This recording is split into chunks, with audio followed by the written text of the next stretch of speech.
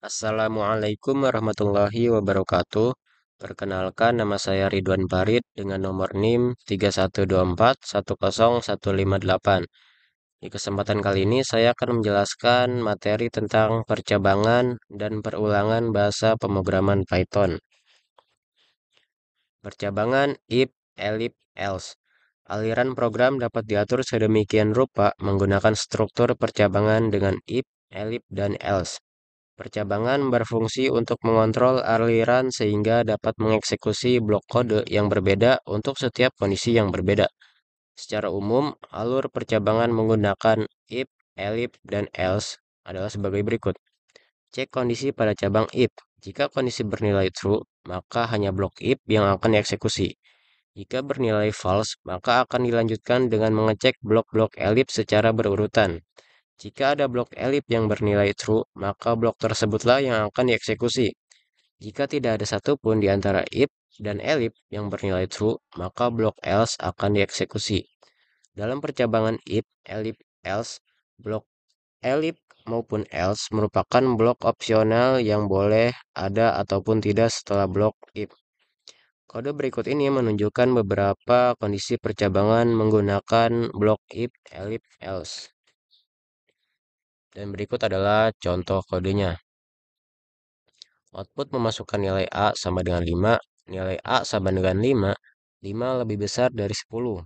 5 adalah bilangan ganjil, 5 dibagi 4 sisa 1. Memberi nilai variabel kondisional dengan if else. Di dalam bahasa Python, statement if else dapat berfungsi sebagai operator untuk menentukan nilai variabel secara langsung. Format pemberian nilainya yaitu nama, var, sama dengan nilai jika benar, if, kondisi else, nilai jika salah. Penulisan dengan cara ini dapat menyederhanakan sintaks yang diperlukan. Namun cara terbatas untuk dua kondisi saja yaitu if dan else. Berikut adalah contohnya. Output status sama dengan lulus. Percabangan Metcache. Blok Metcache merupakan kontrol percabangan baru yang tersedia mulai dari Python 3.10. Cara kerja Metcache yaitu dengan mengecek apakah nilai variabel tertentu match atau cocok dengan salah satu dari daftar cache yang disediakan. Jika ada cache yang cocok, maka blok cache tersebut akan dieksekusi. Jika tidak ada yang cocok, maka tidak ada cache yang dijalankan kecuali ditambahkan blok cache yang bertindak sebagai blok default. Berikut contohnya. Output Pokemon tidak diketahui. Maaf, sepertinya tangkapan Anda bukan Pokemon. Perulangan for loop. Iterasi merupakan proses eksekusi blok kode secara berulang sampai suatu kondisi tidak terpenuhi lagi atau ketika adanya sintaks yang menghentikannya dari dalam blok tersebut. Terdapat dua cara melakukan iterasi pada Python yaitu menggunakan for loop dan while loop. Pada for loop, iterasi dilakukan sebanyak n kali tergantung banyaknya elemen pada objek iterable yang digunakan. Contoh objek iterable pada Python adalah range, list, dan tuple. Berikut ini adalah contoh objek iterable yang dapat digunakan dalam for loop. Range 10 akan mengembalikan iterable dengan elemen yaitu 0, 1, 2, 3, sampai 9. Banyaknya elemen adalah 10. Range 1, 10, 2 akan mengembalikan iterable dengan elemen yaitu 1, 3, 5, 7, 9. Banyaknya elemen adalah 5. Skills Python, R, Julia, Scala. Banyaknya elemen adalah 4. Note, pembahasan tentang range, list, dan iterable akan dilakukan lebih detail pada tutorial bagian selanjutnya. Di dalam iterasi dengan for, blok kode akan dijalankan berulang kali sebanyak jumlah elemen pada objek iterable yang diberikan. Misalkan pada contoh objek skills di atas, pada iterasi pertama maka elemen yang diproses di dalam blok for adalah Python. Pada iterasi kedua adalah R, dan seterusnya sampai semua elemen diproses. Jika diperlukan, kita juga dapat menyertakan indeks dan nilai elemen sekaligus pada setiap iterasi.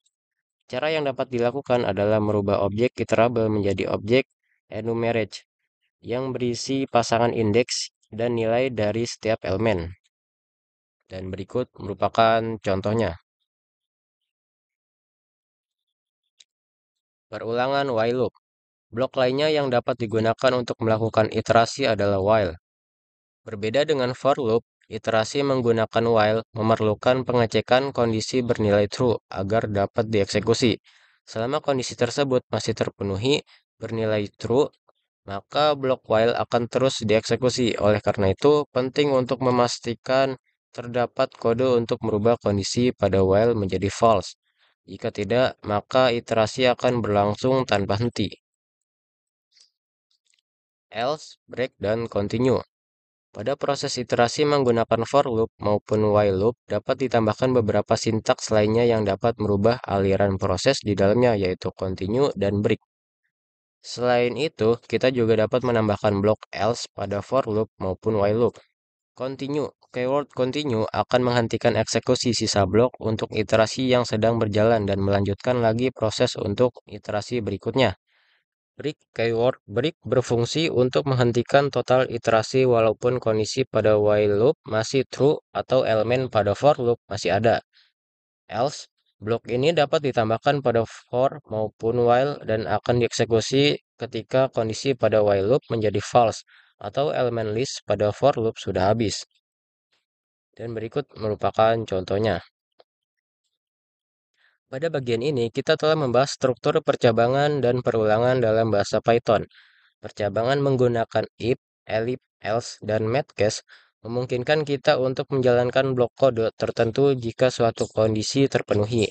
Sedangkan perulangan menggunakan for loop dan while loop memungkinkan kita untuk mengeksekusi blok kode secara berulang berdasarkan kondisi atau jumlah iterasi tertentu.